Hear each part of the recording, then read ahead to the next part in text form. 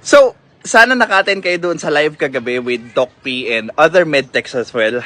It was a very fruitful conversation. Marami akong nalaman and nabago yung idea ko, natuto ako kay Doc P.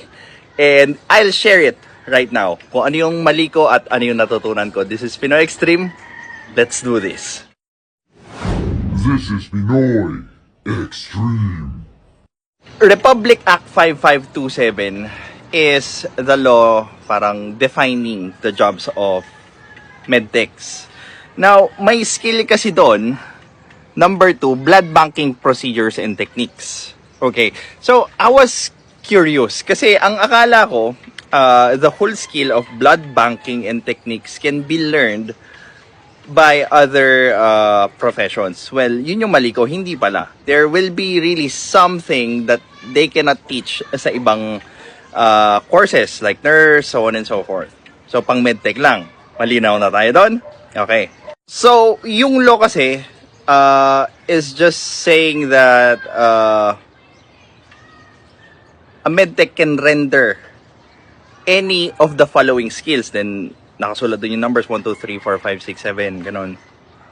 So, wala pa yung exact wording that these skills can only be rendered by medtechs. So, I was curious, saan galing yung directive or specificity na there's a skill in the numbers that can only be practiced by medtech? Medyo busy ata si Doc P kaya hindi niya nasagot. But I'm really curious as to what is the answer to that. So, was it a directive doon sa nabuong board? Kasi alam ko may part din doon sa law na kailangan bumuo ng board. So, teach me.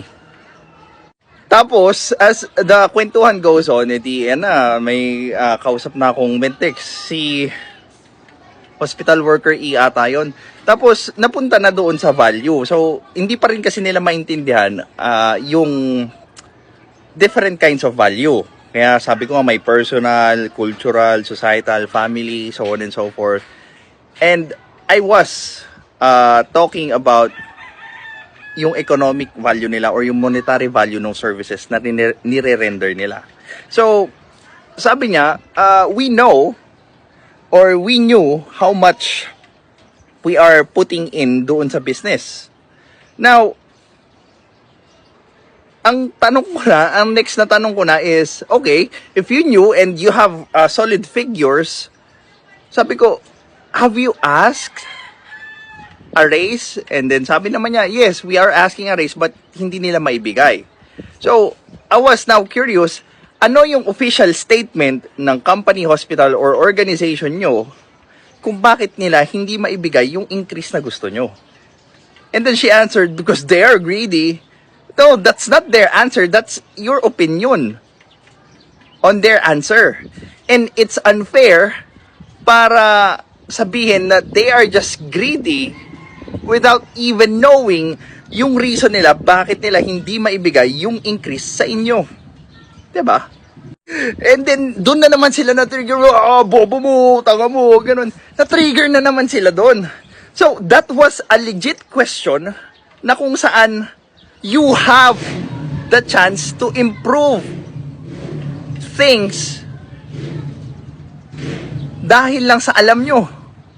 Oh, kung tinignan nyo yung dahilan na sinasabi nila and then you can actually contribute to that problem or solution to that problem, I do not see how and why are you not going to get the raise doon sa pay na matagal nyo nang pinapangarap or hinihingi.